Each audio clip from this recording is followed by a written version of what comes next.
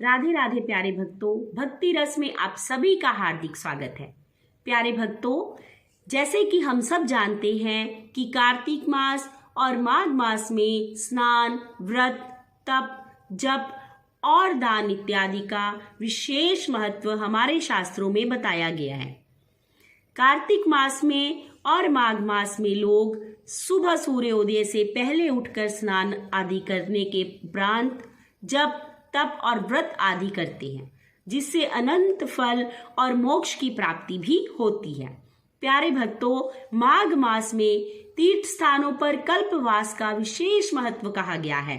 लोग नदियों के किनारे, प्रयागराज जी में संगम के किनारे पूरा महीना यानी माघ मास कल्पवास वहीं पर कर नदी के पवित्र जल में स्नान कर वहीं पे अपना भजन करते हैं।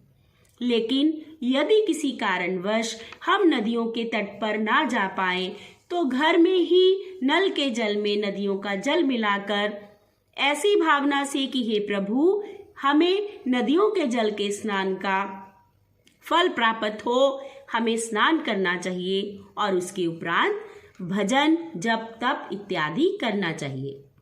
कार्तिक मास की तरह ही माघ मास का महत्तम भी हमारे शास्त्रों में कहा गया है। स्नान के उपरांत माघ मास महत्तम की कथा सुनने का विशेष फल कहा गया है। तो प्यारे भक्तों, मैं आपके लिए माघ मास महत्तम की कथा लेकर प्रस्तुत हूँ। तो चलिए आज पहले दिन की यानी पहले अध्याय की कथा प्रारंभ करते हैं। आशा करती हूँ कि आप सब श्रद्धा भाव से प्रभु का ध्यान करते हुए कथा सुनना प्रारंभ करेंगे। एक समय श्री सूत जी ने अपने गुरु श्री व्यास जी से कहा, गुरुदेव, कृपा करके आप मुझे माघ मास का महत्तम कहिए, क्योंकि मैं आपका शिष्य हूँ। यह जानकर मुझ पर अनुग्रह कीजिए। व्यास जी कहने लगे, रघुवंश के राजा दिलीप एक समय यज्ञ के स्नान के पश्चात पैरों में जूते और सुंदर वस्त्र पहनकर शिकार की सामग्री से युक्त कवच और शोभायान आभूषण पहनकर अपने सिपाहियों से घिरे हुए जंगल में शिकार खेलने के लिए अपनी नगरी से बाहर निकले। उनके सिपाही जंगल में शिकार के लिए मृग, व्याघ्र, सिंह आदि जंतुओं की तलाश में इधर उधर फिरने लगे। उस वन में वनस्थली अत्यंत शोभा को प्राप्त हो रही थी।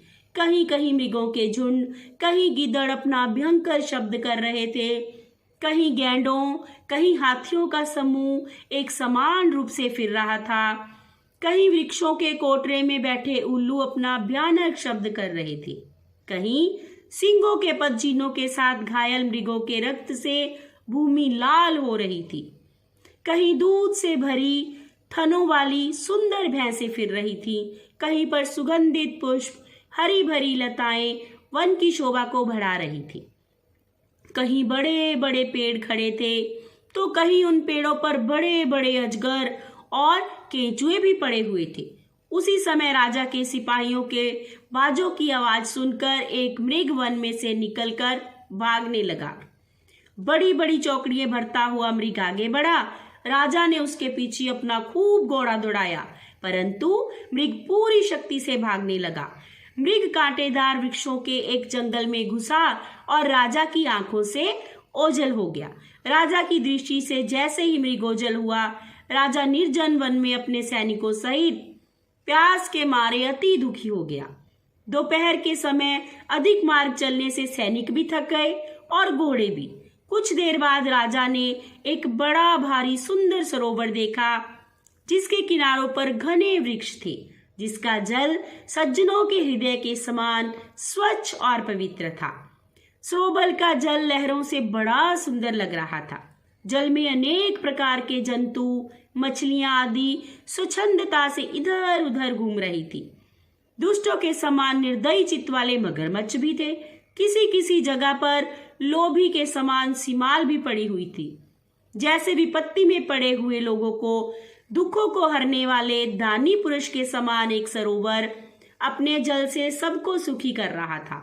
जैसे मेघ चातक के दुख को हरता है, इस सरोवर को देखकर राजा की थकावट एकदम से दूर हो गई।